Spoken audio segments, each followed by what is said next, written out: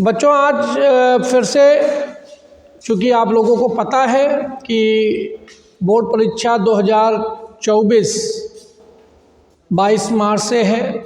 CBSE board की परीक्षा 22 फरवरी से और सीबीएसई के 21 फरवरी से स्टार्ट है एग्ज़ाम।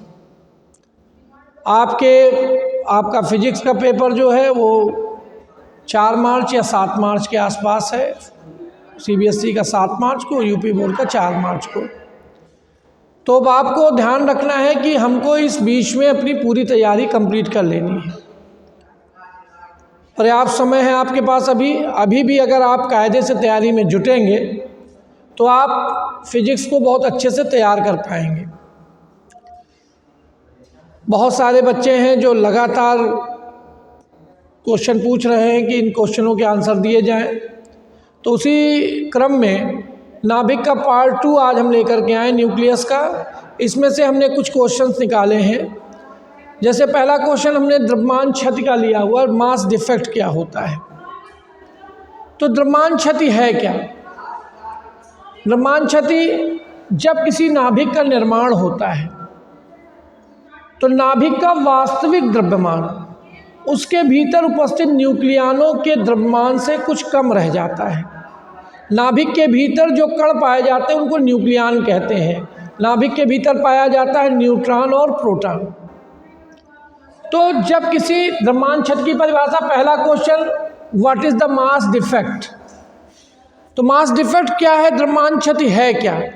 तो आप आंसर दोगे, जब किसी नाभिक या न्यूक्लियस का निर्माण होता है तो उसका जो वास्तविक मान है, द्रव्यमान है, किसी नाभिक का वास्तविक द्रव्यमान, ये नाभिक का वास्तविक द्रव्यमान उसके भीतर न्यूक्लियनों के द्रव्यमानों से कुछ कम रहता है।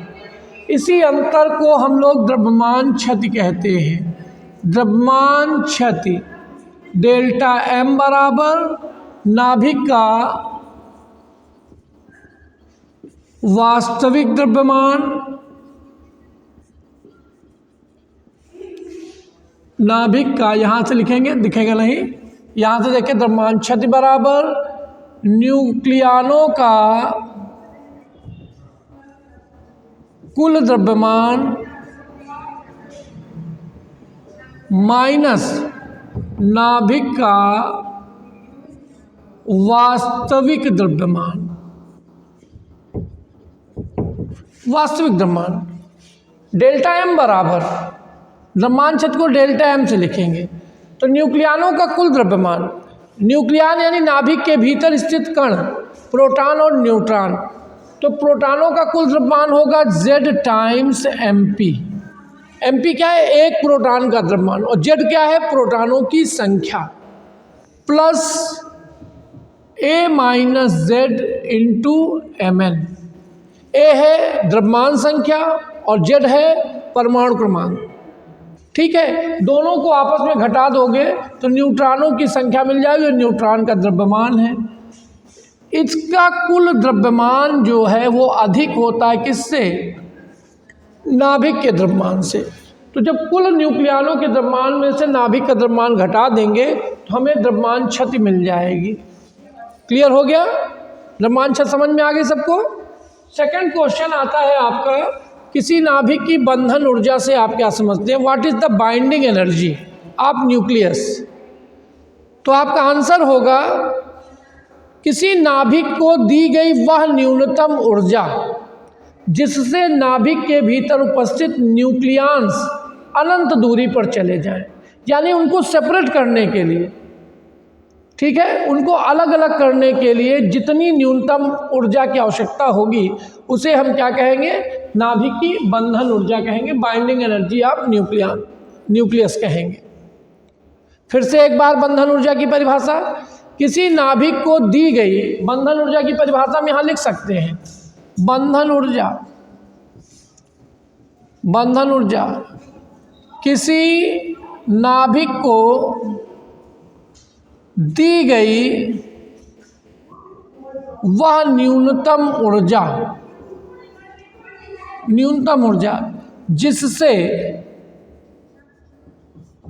नाभिक के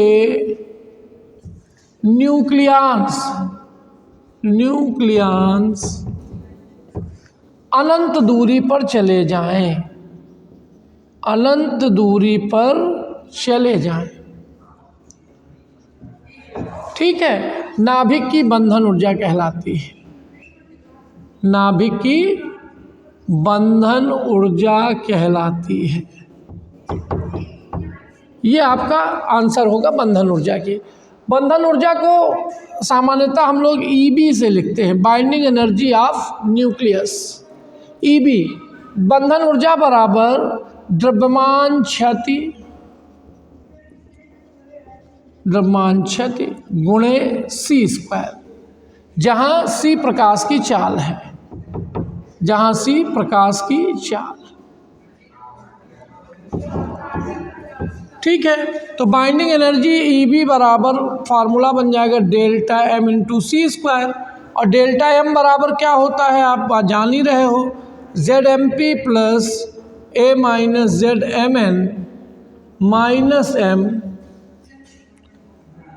इंटू सी स्क्वायर। ये आपका बंधन ऊर्जा का सूत्र बन जाएगा। क्लियर। तीसरा क्वेश्चन आता है, एक एमयू के समतुल्य बंधन ऊर्जा या ऊर्जा ज्ञात कीजिए। ठीक है, तो एक यहाँ पर हम लोग एक एमयू के समतुल्य ऊर्जा निकालने जा रहे हैं। तीसरा क्वेश्चन देखिए, एक एमयू, एमयू का मतलब क्या हुआ, एटॉमिक मास यूनिट, परमाणु द्रव्यमान मात्रक। कार्बन 12 के एक परमाणु के द्रव्यमान के 12वें भाग को एक एमयू कहते हैं। ठीक है ना। तो यहाँ पर एक एमयू बराबर होता है, एक एमयू बराबर 1.67 गुणे 10 की घात माइनस 27 किलोग्राम, ये एक एमयू बराबर होता है। तो इसके समतुल्य ऊर्जा, समतुल्य ऊर्जा, ऊर्जा ई बराबर एम इंटू सी स्क्वायर से, तो बराबर 1.67 गुणे 10 की घात माइनस 27 गुणे सी स्क्वायर 3 गुणे 10 की घात 8 का वर्ग बराबर 8 2 16, 16 घटा दिए 27 में 10 की घात माइनस 11, और इसको हल कर दिए 3 7 21, 3 18 2 20, 3 1 3 2 5 जूल। अगर इसी एक एमयू के समतुल्य हम एमईवी में ज्ञात करेंगे, मिलियन इलेक्ट्रॉन वोल्ट में, तो एक एमयू बराबर 931 मिलियन इलेक्ट्रॉन वोल्ट।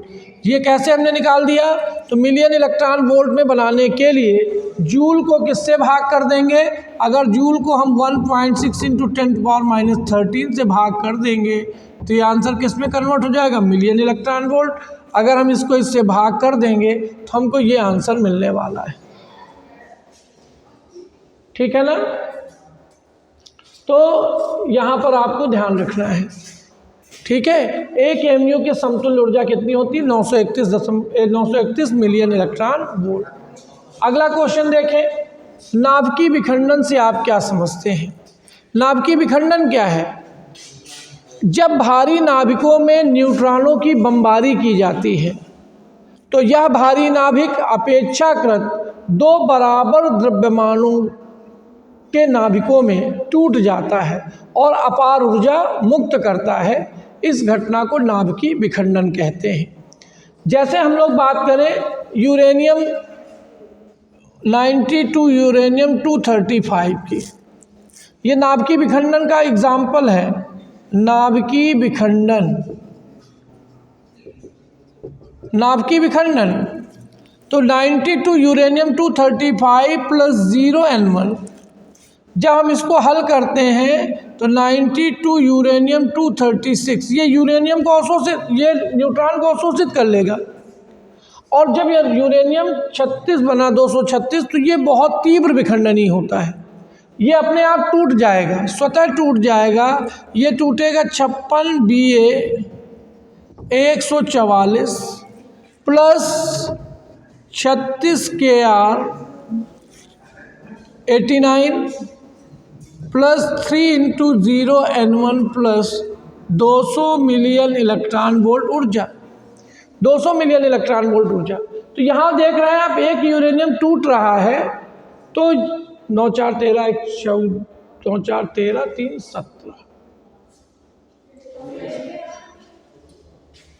6 6 12 5 3 8 1 9, ठीक है। 4 9 4 13 13 3 16, ठीक है।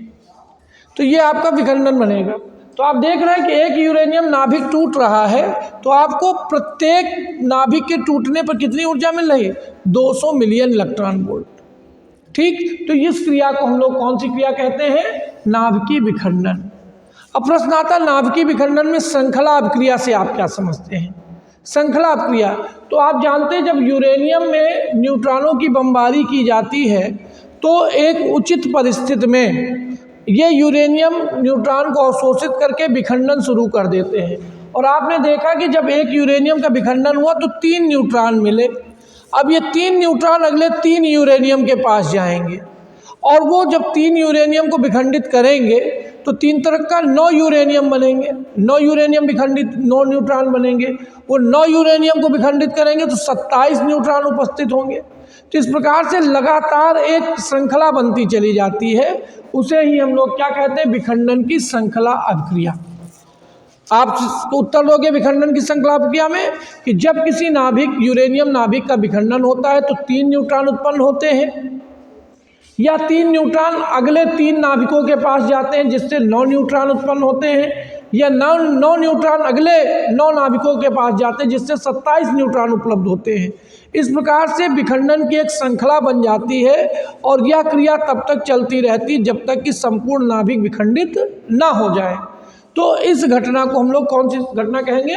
श्रृंखला अभिक्रिया कहेंगे। श्रृंखला अभिक्रिया 2 प्रकार की होंगी, एक अनियंत्रित और एक नियंत्रित।